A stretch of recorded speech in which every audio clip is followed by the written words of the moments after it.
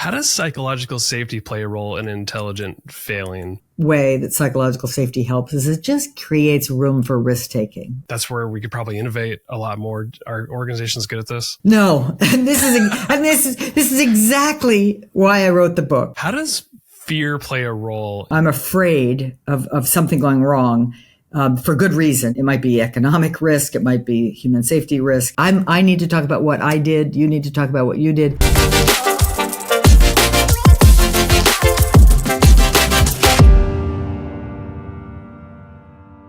Amy, it is such a pleasure to have you on Transform Your Workplace for the second time. Thanks for coming back. Thanks for having me. We're going to talk about your book. It's been out for a year now. I think you're celebrating the anniversary of it. It's The Right Kind of Wrong, The Science of Failing Well. And this book is on all sorts of charts. It's got tons of great 5-star ratings and reviews. So congratulations on the release of this book. Thank you so much for that. You wrote early on in the book that if you're not failing, you're not journeying into a new territory. Why do you believe that? And can you share maybe a story about your own failure that led to the discovery of psychological safety, which has been talked about by a lot of different people now that you've released that work?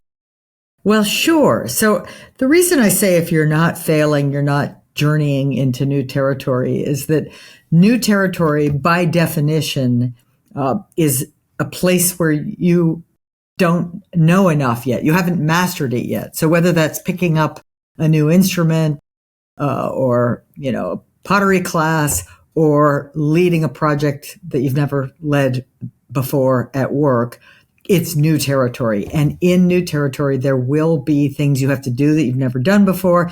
And not all of them will come out perfectly every time. It's just a fact, right? Or it's a prediction of a fact. But it's a little hard to imagine. It would be irrational to think that you could sort of just blithely go into new territory, pick up a new sport, and be great at it the first time. And as you said, this is an intuition I came to through direct personal experience, probably many, many direct personal experiences. But the one I open this new book with is a story of a big research project in my second year of graduate school. And the aim of the project, or at least my research aim, was to show that better teamwork in the healthcare delivery setting, 2 teaching hospitals in Boston, that better teamwork would lead to lower adverse drug events, which are bad medical outcomes that happen as a result of human error. There are adverse drug events that don't involve error, but these were just bad events, failures, if you will, that involved people making mistakes that didn't get caught in time to prevent. And so that seems like a pretty good hypothesis, right? I mean, if you're making, if you've got really good teamwork, good coordination, good relationships, you're going to have fewer such bad outcomes. But when I finally got the data, after 6 months of people collecting data on the error rates and my team survey data and put them together, not only was the hypothesis not supported, it was supported in the wrong direction. And so I didn't just fail to support my hypothesis. I was 180 degrees wrong, according to the data. The data were saying that better teamwork was associated with higher, not lower, error rates. Now, that was a shock, a disappointment, pretty scary in that moment. And, rather than just run away, flee, as I was tempted to do, I sat down to really give this some thought. And it suddenly occurred to me that maybe the better teams don't make more mistakes. Maybe they're more willing to talk about them, to report them. And with that, you might think, well, anyway, let me put it differently. If they're more willing to report them, they're more able to catch and correct and then ultimately reduce harm. But also they're learning. They're learning from each other. They're learning as they're going. They're improving quality every day because of that honesty and transparency. Much later, I called those differences in interpersonal climate, the kind of climate where you think, of course, I'm going to speak up. I don't care how hard it is. I will do it because it's expected. It's what we do around here. Much later, I called that kind of climate psychological safety. But this was quite by accident. I had just stumbled into the possibility that different teams in the same organizational context had different reporting climates or speaking up climates. And that turns out to be a pretty robust phenomenon, that within organizations around the world, you will often find different teams have different norms, different levels of confidence that their voice is welcome. In introducing that story about that failure, you call this intelligent failure. How does this differ from, say, errors or mistakes? Well, an error or a mistake, they're virtually synonymous, is an unintended deviation from a known process or practice or knowledge base. And so if, let's say, I'd done my research project and I'd entered the data in the wrong columns, that would have been a mistake. It would have been a preventable mistake. It would have been, it would have given me lousy results. And then I could have had a failure to support the hypothesis, but it would have been a basic failure, not an intelligent failure. So because I sort of literally did something wrong. But in this case, I hadn't. I'd entered the data carefully. I'd run the statistical analysis accurately. The data just didn't show up the way I wanted them to. So an intelligent failure is the undesired result. Ask any scientist. You'd much rather be right than wrong. The undesired result of a thoughtful foray into new territory, whether that's a little kid learning to ride a bike and, falling over a few times. Intelligent failure. There's opportunity here. It's new. You're not good at it yet. You fail more often than you succeed early on in any new activity, and in scientific endeavors, of course, research endeavors. But it's intelligent in part because it brings great new intelligence. It brings new knowledge. And in part because there's literally no way to know in advance, right? That if you do all your homework, you read the literature, or you talk to experts, and you've got a hypothesis, the only way to know whether it works or not is to try it. And if lo and behold, you're wrong, that's an intelligent failure. Yeah. How does psychological safety play a role in intelligent failing? Because I would imagine that you need some sort of environment where you can lean into the failure, ask the questions why, venture off into that new territory, as you said. Yeah, so I think psychological safety plays two roles. One is, as you just implied, in helping people have the thoughtful conversations they need to prepare. And so it's that willingness to ask for help, to ask people what they think of this crazy thing you're about to try. So in that sense, that psychological safety for allowing you to have candid, brave conversations is an important precursor to coming up with good hypotheses and, good experiments.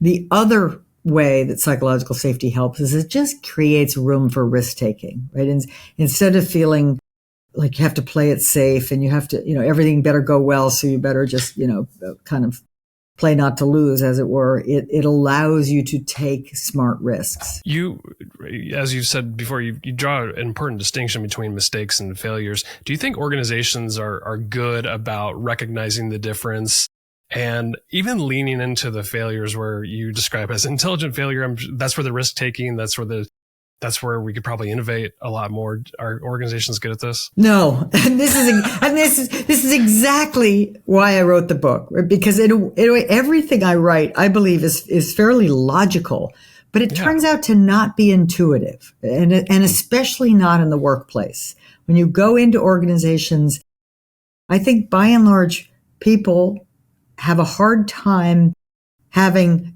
the proper emotional reaction to different kinds of failures. Like an intelligent failure, sure, it's disappointing, but it's valid new data and we should be excited by it and grateful for it. Whereas, basic failures, not so good, especially the same basic failure several times in a row, definitely not so good. But my research, my experience has taught me that organizations, by and large, do not do a good enough job of differentiating between different types of undesired outcomes and learning how to celebrate, really call positive attention to the learnings in new territory, while also finding ways to prevent basic failures through training, again, often through speaking up, through encouraging psychological safety so that people can speak up in a timely way, say if they don't know how to do something. and thereby prevent some preventable failures. To help people listening in organizations determine the differences between some of these failures, you categorize them in 3 different ways. You talked about basic, we talked about intelligence, and then you have complex. Maybe explain the differences between each, and if you can think of an example of one in each category, it'd be great. So a basic failure has a single simple cause, usually human error. Sad example would be you text and drive and you get into an accident. Right? It's utterly, you've made a mistake. You shouldn't be texting and driving. Negligent. It's negligent, right? In fact, many basic failures are caused by negligence. Even sort of failing to do your preventative maintenance and leading to a breakdown in your car or your house, that was absolutely preventable. So basic failures are simple, single cause, and fairly, quite preventable. Complex failures have multiple causes. They are the perfect storms. They are, they may be caused by a variety of several factors, inside and outside, inside the organization and outside the market conditions, what have you. And what distinguishes them from basic failures is primarily that any one of those causes all by itself would not lead to failure. It's only the confluence of factors that causes, the failure. So let's say, a delivery failure during a global pandemic, right? You don't get the parts you need to then put together and deliver the products you have promised your customers. And if you try to figure out what happened here, it turns out there was, bad weather in the Philippines. There were people not showing up for work because they were sick due to the virus, and it's not one thing, it's like 10 things. And they all came together in the wrong way and created a failure in your factory. And then intelligent failure, right? The undesired result of a thoughtful foray into new territory. They basically have 4 attributes. Territory is new, in pursuit of a goal. You've done your homework. You've got a thoughtful hypothesis that you're testing. And the failure is no bigger than it has to be to get the new knowledge, right? It's not, you don't bet the whole farm on an uncertain investment. You're taking small bets, small tests. And a good example of an intelligent failure is the one I gave before, but any research scientist who has done her homework, read the literature, and is on the leading edge of some field, say chemistry, and is running an experiment that she absolutely hopes and expects has the possibility to succeed and be right, but alas, it's wrong, that's an intelligent failure. And intelligent failures are the bread and butter for scientists and inventors and innovators, and even elite athletes and others. When you're discussing these types of failures in the book, you had a really cool graphic that I love. On one side, there's a continuum of uncertainty, and then the other had preventability. How do these relate to the 3, and why did you choose those? Yes, well, I think, intuitively we feel like we should be preventing failures, like all of them. And the reality is we can't prevent all of them. And some of them we don't even want to prevent, right? We want to have them so that we can make progress in new territory. So as we go from basic to complex to intelligent, the uncertainty goes up.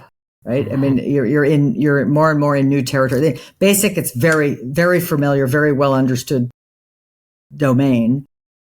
Don't text and drive. Right. And complex, there's an awful lot going on. I'm doing my best to be on top of all the factors that could affect the success of my project, but there will be some outside my control or some I didn't really think of. So it's just a little bit more complex, a little bit more uncertain.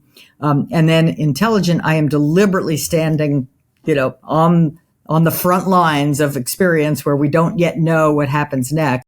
And so, there's high uncertainty and no preventability at all. So basic failures are often, quite highly preventable. Complex failures, if you speak up quickly and do your best and really try to stay vigilant, we can prevent a lot of them, but not 100% because again, global pandemic comes in from stage left, and there really wasn't much any one of us could have done about that. Right. Yeah. It was like at the least perfect as storm. individuals, right? The perfect storm indeed. Whereas of the three types, intelligent failures theoretically are the only one that are completely not preventable, right? They're not preventable because they are bets in new territory. So if you're preventing them all, you're not doing your job. You're not innovating. How does fear play a role in each of these types of failures? It seems like it's probably smack dab in the middle in the complex failure, but I'm curious like how maybe it impacts all of those failures. That's so interesting because there's fear. Like I'm afraid of something going wrong. For good reason, right? But it might be it might be economic risk, it might be human safety risk, and then there's interpersonal fear, and they're really two different things. And interpersonal fear is that fear I have of I don't want to look bad in front of a colleague or a manager, and so I hold back. I need help, but I don't ask for it, and then something bad actually happens. So that is absolutely counterproductive fear.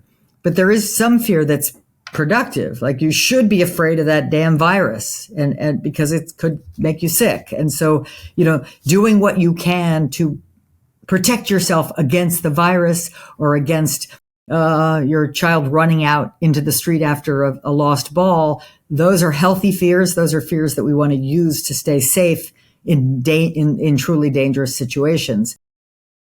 But the irony is that interpersonal fear often makes us unsafe, right? Because we don't get the help we need, or we don't speak up to help someone else who's about to make an error of some kind.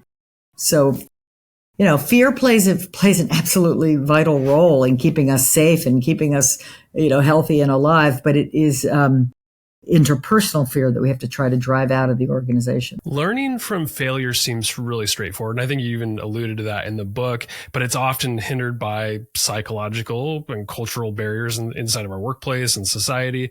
What are some of the most effective ways that you've seen individuals and teams really internalize the lessons from failure and venture off into new territory?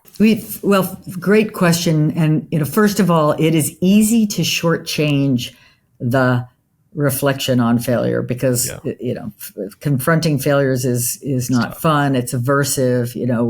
Let's move. Okay, it didn't work. Let's move on. But don't, when you get a failure in a workplace, you have essentially, you can think of it as an investment, right? You've spent the money already. Now get your money's worth, which means get the lessons from it. Best practices for getting the lessons is two things. One, multi-perspective, right? It's a team sport. If you've got a failure that has happened in a project, I can almost guarantee you that different people will have seen different parts of the elephant. They will have slightly different perspectives based on where they were, on their area of expertise, their activities during the project. And so just pausing to get those different perspectives. And secondly, using the following question to get started. What happened? Let's look at what happened, not why and not who. Those maybe are questions for a little bit later, but start with the what. Let's tell the story. Let's tell the story of this failure as accurately and holistically as we possibly can. And that discipline to say what happened and get the answer from different viewpoints cools the temperature, makes it less emotional, makes it more of a lab report. Let's actually look at how the events unfolded. And then as we are getting a fuller picture of how the events unfolded, we can begin to take a look at the important question of what the contributions were.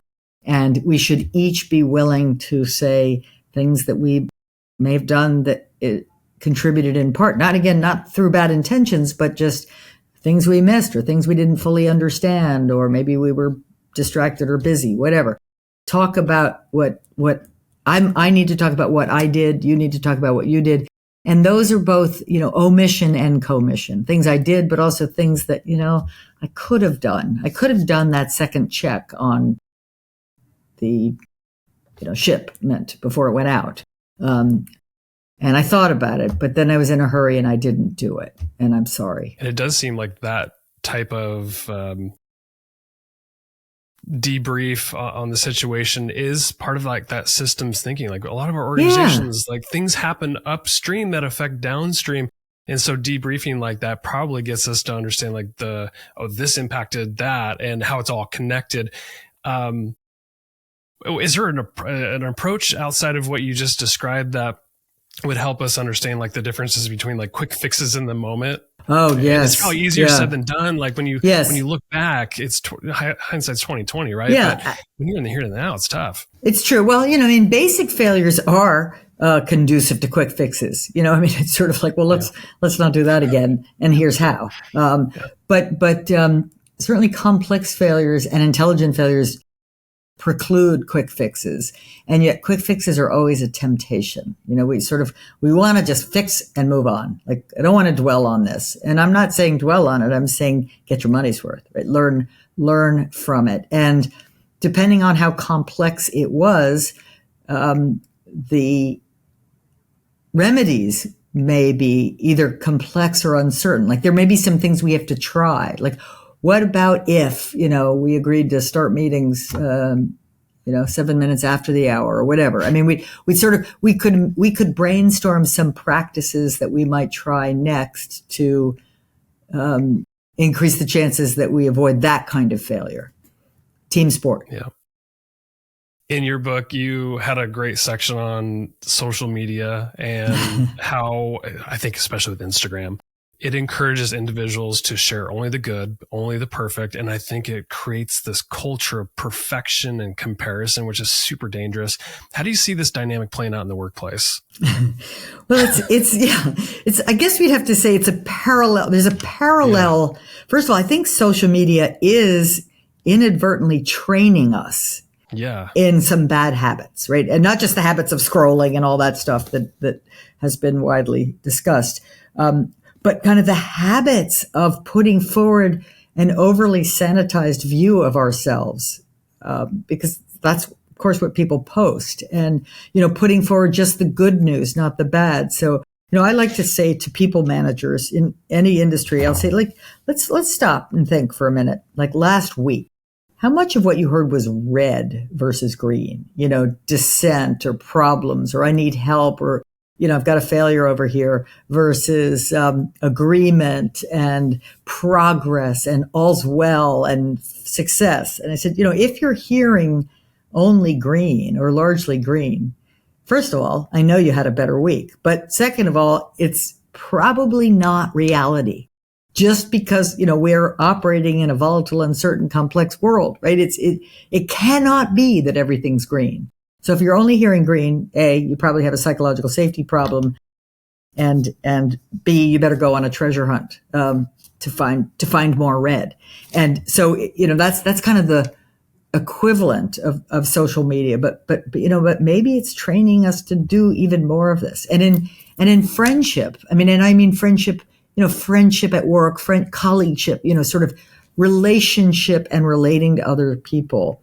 I think in the past, there was always a point with a sort of a new colleague or a new friend where you get beyond the just, self-presentation part of a relationship, and you start being a little more honest and open and vulnerable. And that's the moment where you sort of go from just an acquaintance to a friend. Yeah. Right? That's the moment where, and in fact, that's actually the moment we like each other more.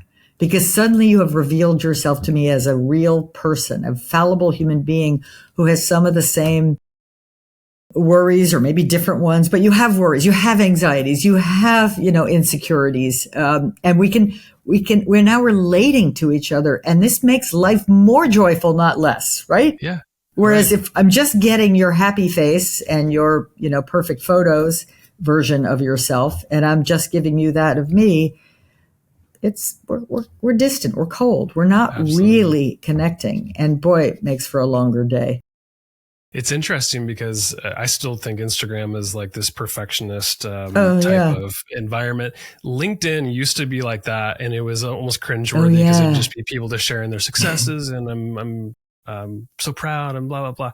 I'm actually starting to see it shift a little bit. People are now sharing failures or even some things in their personal life.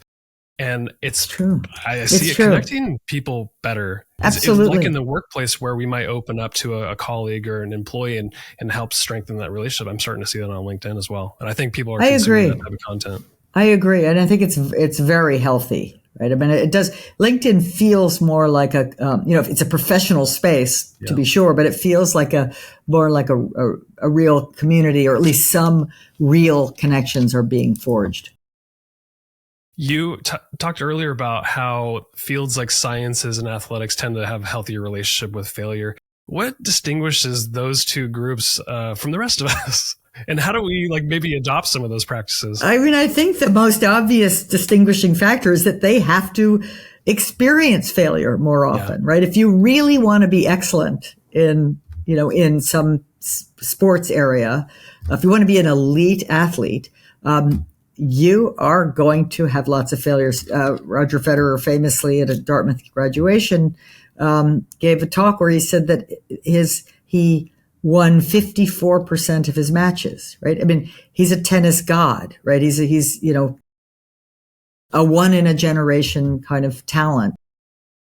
And that's like a coin toss almost, right? It's like a heavy coin, Marginally right? different than a coin toss. Marginally different than a coin toss. So what do we take away from that? We take that enormous success, true success, has come from a willingness to tolerate failure. And so I think, elite athletes or scientists, the same thing. If you're a scientist, depending on what field you're in, the ratio of successes to failures is going to be low. It could be 10% successes. It could be 20, it could be 30. It depends on the field. But it will not be 90, right? So if you want to be a scientist and you want to operate, at the top of your profession, you're not going to last very long unless you sort of develop some failure muscles. And so I think that's what they have in common, is that the only path toward excellence is through failures. Speaking of strengthening that failure muscle, how can we use concepts like reframing or growth mindset to help have more intelligent failures?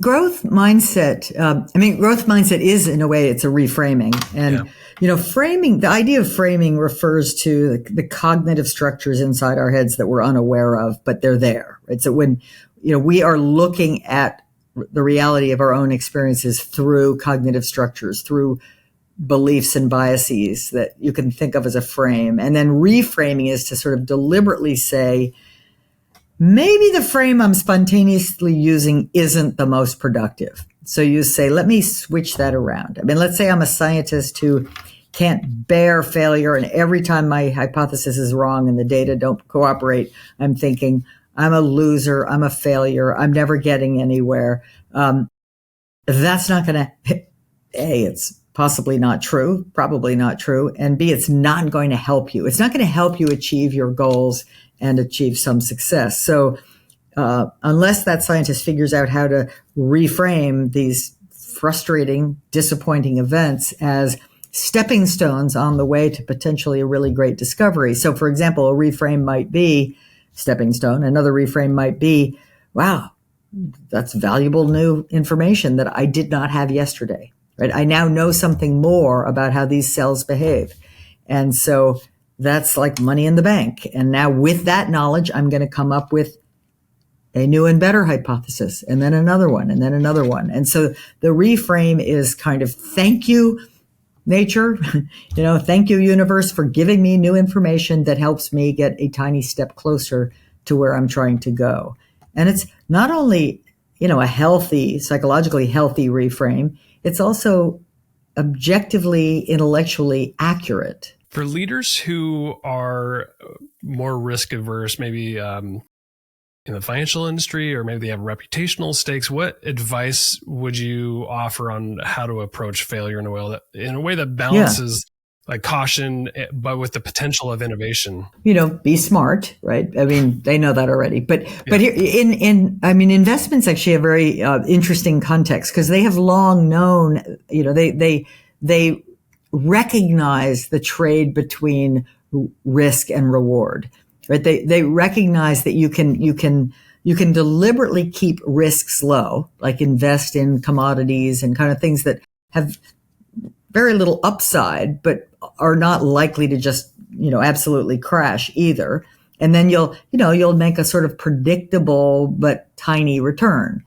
Or you can invest in very high risk stocks, new companies, new innovations that might absolutely fail, leave you with nothing, or might give you a multiple of many times over return, $20 to the one. So it's, investors know that they must, and so they figure out where they like to live. They know that they must find a place that they can tolerate on that spectrum, from taking safe bets to taking risky bets. And of course, a portfolio, most investors think in terms of a portfolio where they're going to balance some of the riskier bets with safer bets.